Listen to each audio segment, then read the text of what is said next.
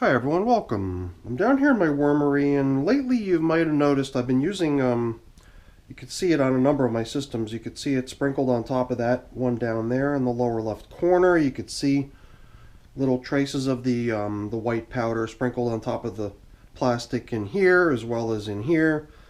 And over there too, there's this material called diatomaceous earth that I've been using to try to counteract the presence of flying insects in my worm bins lately. And I think I'm going to up the ante here. We're going to try something a little different. It's something that I've actually had laying around the house here for a while. I bought it with the express intention of bringing it down here and using it in the wormery, but it's just been sitting up in my kitchen for months and months and months, maybe who knows, maybe even longer. But basically it's this stuff that is a particular, very specific type of microorganism that goes into the water where you expect mosquitoes to lay their eggs and have larvae develop. The microorganism or the bacteria or whatever it is affects the larvae and prevents them from being able to grow or whatever the case may be.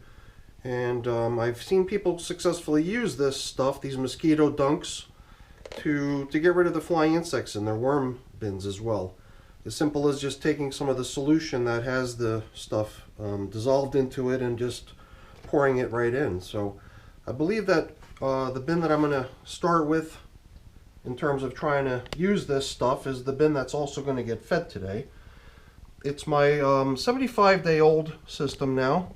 It's got red wigglers in it, and it's been fed 6 times, and it's 11 days since the last feeding, so it seemed to do for a feeding today.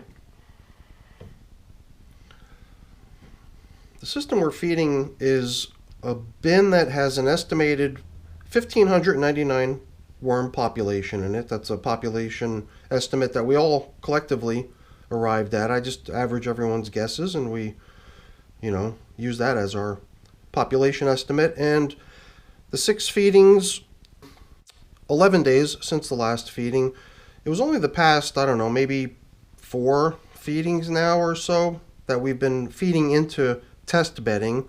The first test bedding went in 57 days ago, which was twine, some old rope. And during the next feeding, 10 days later, is the cotton bedding, and that's socks, old socks, and a piece of an old beach towel. So the feeding that they're getting is a variety of different stuff. Some stuff that was frozen, some that was not. There's beets, cabbage, a tomato, there's some carrot peels, cucumber bits. The onion peel is not frozen, this banana peel is, so there might be other stuff in here too, but it's a good mix.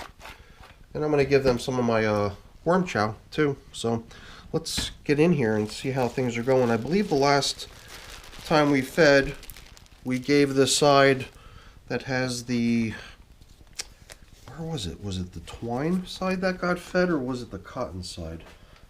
I can't remember. I can't remember which side was which, so it's a good thing at least that we're labeling where we last fed.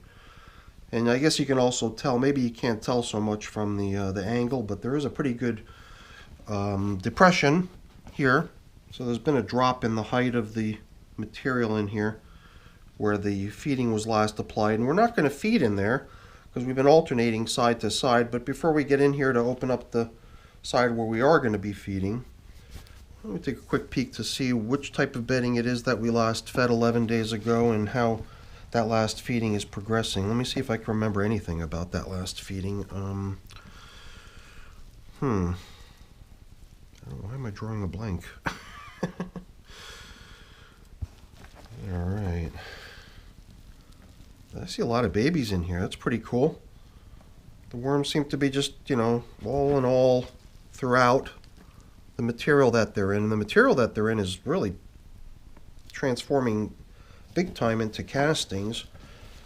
A lot of times you dig through a pile of material, you're expecting to see a lot more paper shreds and leaves and bedding and stuff like that. It's kind of cool when you pull up a bunch of stuff and then, oh, here's some of the twine. We're finally bumping into it.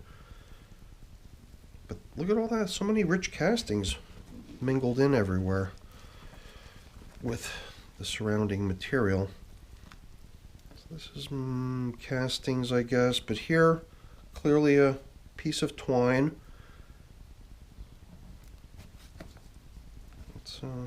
Let's stack it up. We've got a nice little stage that we can place it onto so we can get a better look at how it's coming along.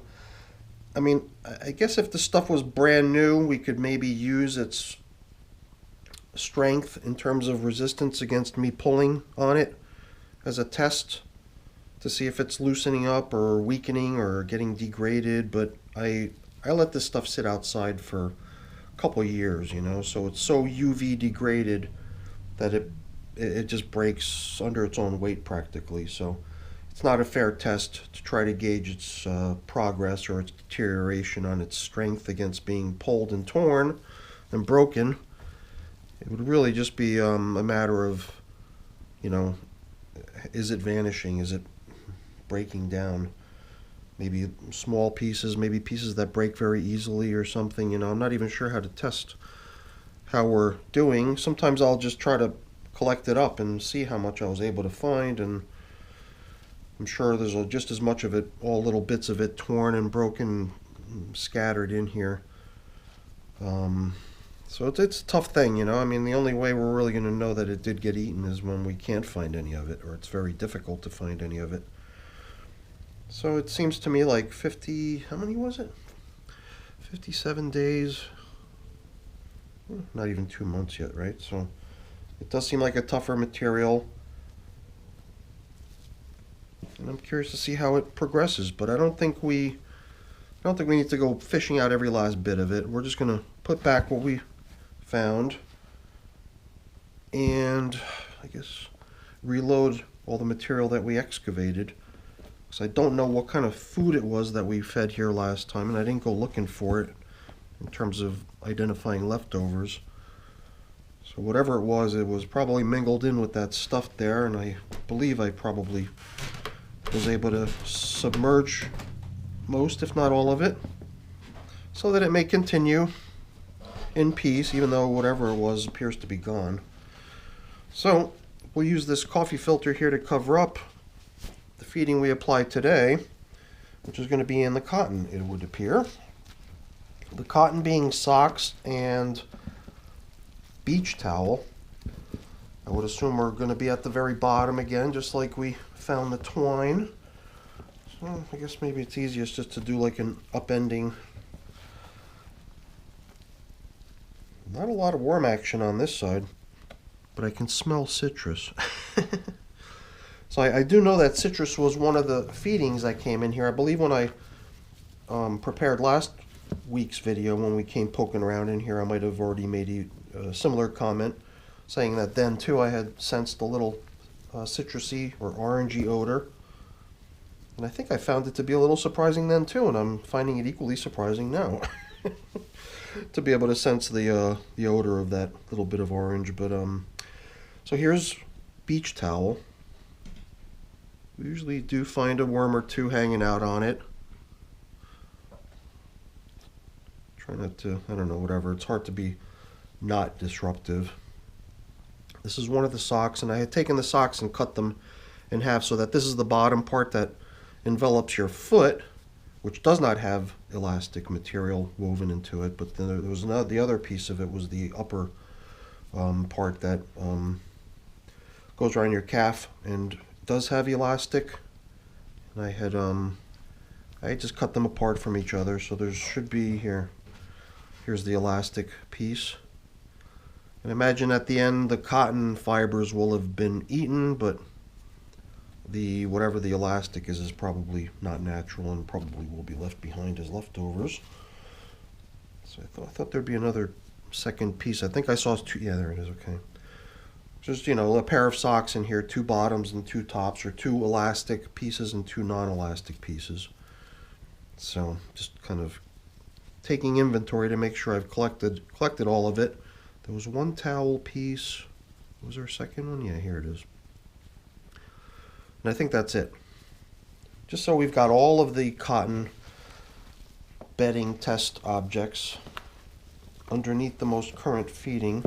Just wanted to make sure I had them all. So let's position them in where we're going to drop in today's feeding. And this side could use a little attention, right? Very few worms in here. Here and there I can see one, but not many. All right, let's get these beddings back into play here.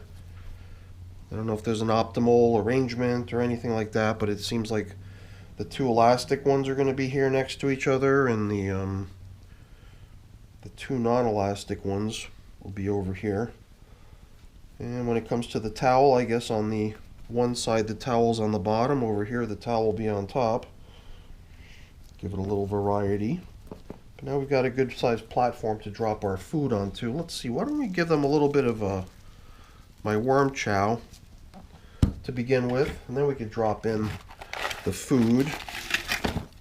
Nice assortment of different things for them to nibble on in here. Most of it frozen, so I feel better knowing that I was placing it onto those cotton bits that, for the most part, I think the worms slithered off of while we had it out there in the bright light and while we were probing around and looking at things. So let's just spread stuff out here. So I'd like to put a little bit more worm chow on. We'll also give them a little sprinkling of this crushed eggshell, serve as grit down in here. And I debate on adding bedding. I wasn't trying to be some sort of a purist and add only more socks and towel or add only more twine. I was totally prepared to keep adding bedding if need be, or if it seemed like it was time to supplement bedding. But I think everywhere I look in here, I'm still seeing good signs of, leftover bits of,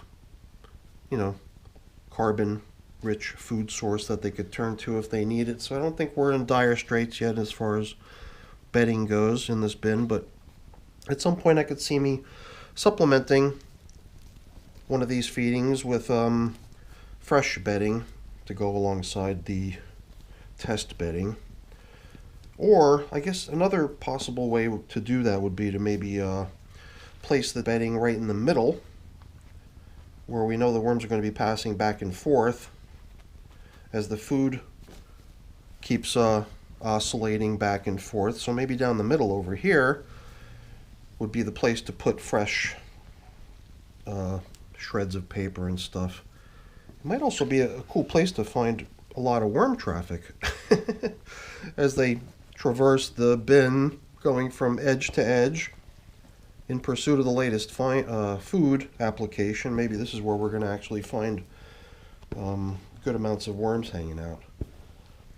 The moisture, I think, is pretty good throughout this system. Luckily, the foods we've been adding bring with themselves a little bit of moisture content. And I think here, too, we're going to have a little boost to the moisture just based on the food that we added.